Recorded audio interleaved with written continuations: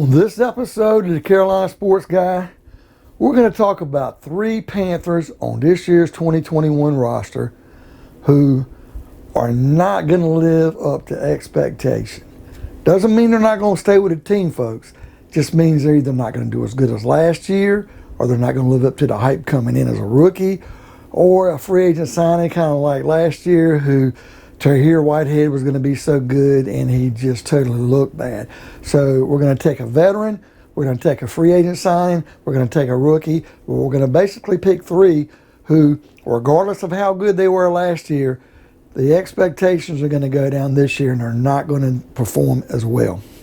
And we're going to be talking about a classic Southern cuisine, folks. Dessert. Banana pudding on this mukbang. Homemade, a damn legend in the state of North and South Carolina.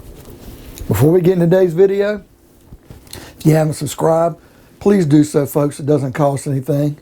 Pound that like button, hit that bell notification, be notified of other videos on the Panthers, Carolina Hurricanes, Charlotte Hornets, and major college sports in North and South Carolina. And leave me some comments. I love the positive vibes and feedback I'm getting, and I'm trying to get back to everybody.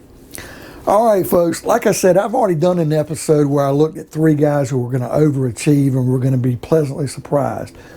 And I've done a video that I don't know if I'll put out before this one or that one. 3 Panthers that are going to meet expectations but not exceed it. They're going to kind of be where we thought they'd be. And this one's going to take 3 Carolina Panthers that what the expectations are for them going into this year, they're not going to live up to the billing. Doesn't mean they're not going to be a great player. I mean, one of these guys I still think could even make a Pro Bowl. I just don't think they're going to live up to the hype of last year or what people think they're going to be. All right, the number one, and I kind of wanted, before I get into this, I kind of wanted to talk about this banana pudding. My sister-in-law, Jessica, made me this banana pudding, 4th of July, and it's just 2 days later, so it's basically still fresh, been in the fridge. And the colder it gets, the chill it gets, the better it is.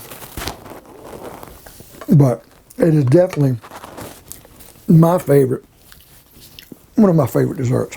Because, hey, 4th of July, I'm all into the burgers and the dogs and the baked beans, and hey, I like to grill out a nice steak. I'm not really a dessert guy. You know, I like a chocolate shake once in a while some ice cream or a 7-layer chocolate cake, but I'm really not a sweets guy. But banana pudding, whether it be at the holidays, 4th of July, or just at a cookout, is one of my favorites. And know them key ingredients, Nilla wafers. You got to buy the Nilla wafer, folks. That's the fresh one from Nabisco. Bananas.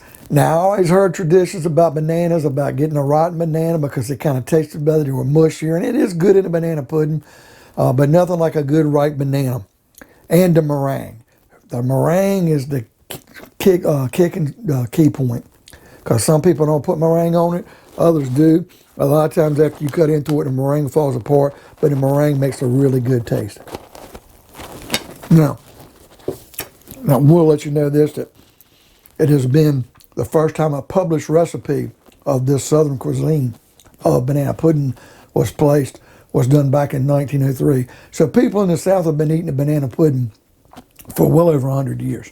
And I'm not saying people don't eat banana pudding up north or in the West, but there's other things that people eat in certain parts of the country, and a banana pudding is definitely a Southern staple. Now, being that I say that, let's concentrate on these 3 Panthers I think are not going to live up to expectations. I'll start with a rookie, then we'll do a free agent, and we'll take one who's already on the roster. We'll go with a rookie first.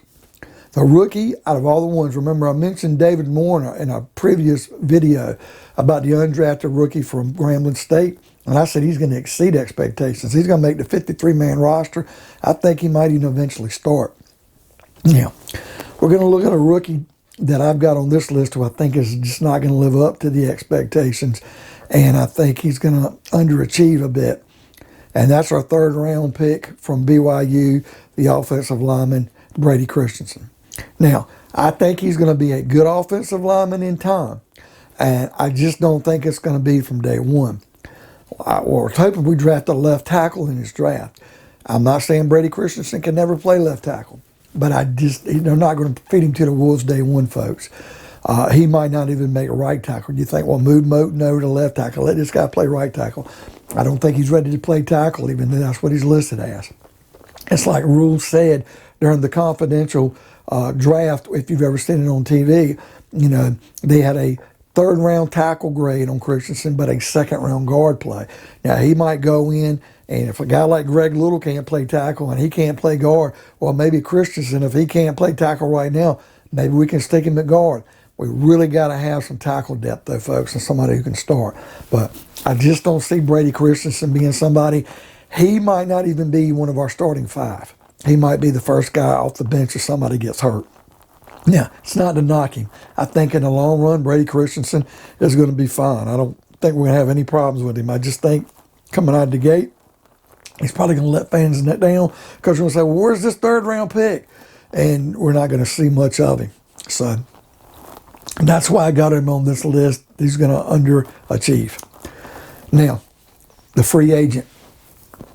We got burnt last year in thinking that a guy like Tahir Whitehead was going to replace Luke Kuechly.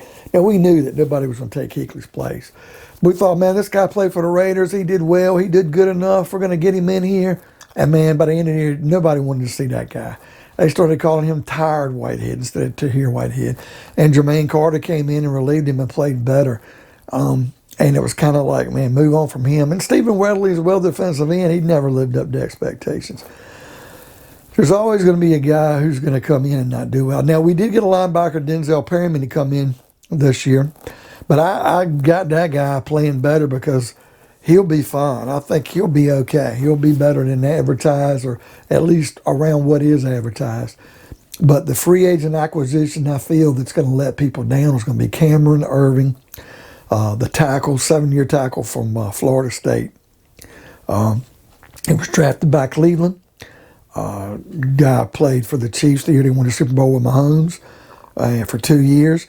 Then he played for Dallas last year and did not do well. We put money at this guy to be our starting left tackle, and he may very well start there. But the writing's going to be on the wall if he doesn't start there, or if this guy makes this team and we get partway through the season and he's replaced by Dennis Daly or some other guy we've got on the depth chart. So, he could be a guy that ends up making the team, and by the end of the year, we can't wait to get rid of him. But I do definitely think that Cameron Erving is a guy who is going to, by far, not live up to the expectations. And I'm going to say be a bust. It's just going to be a disappointment. And the one that's going to shock a lot of people, the one veteran on the roster who I think is going to underachieve this year, is none other than Jeremy Chinn. Now, don't throw anything at me. Remember, he played linebacker last year. He far exceeded our expectations. To me, in my opinion, he should have been Rookie of the Year. The guy was the last pick in the second round. We moved up to get him. It was a great pick. And I know Hurney was still here, but I don't think that's a Hurney pick. I think this was Phil Snow and before Federer got here, we looked at Matt Rule. I think they're the ones who saw the beauty in what this guy had to offer. He played so well last year, folks. His second year, he's probably going to have a sophomore slump. I expect him to do well. I expect you to hear talk about him being in the Pro Bowl. I expect him to get all kinds of accolades. It's just going to be really hard for him to have the stats and be as good as he was last year. He is moving to safety. I just don't know if he's going to have the impact on the game that he did last year. Now, like I said, there's a difference. Doesn't mean that he's not improving and getting better. It doesn't mean that the guy is a wasted pick or he's a disappointment. It just means a lot of people are going to look at what Chinn was last year, expect him to be that and more this year, and they're going to be let down because his production is going to drop a little, so people are going to be disappointed. I mean, like I said, it's very good last year, but it's going to be hard to duplicate that success that he had. And it may be unfair, but it's the simple truth. So, folks, what do you think? Who do you think is not going to live up to expectations this year? Don't say Sam Darnold. Let's give him a chance. And what do you think about banana pudding? Is it a go-to snack for you?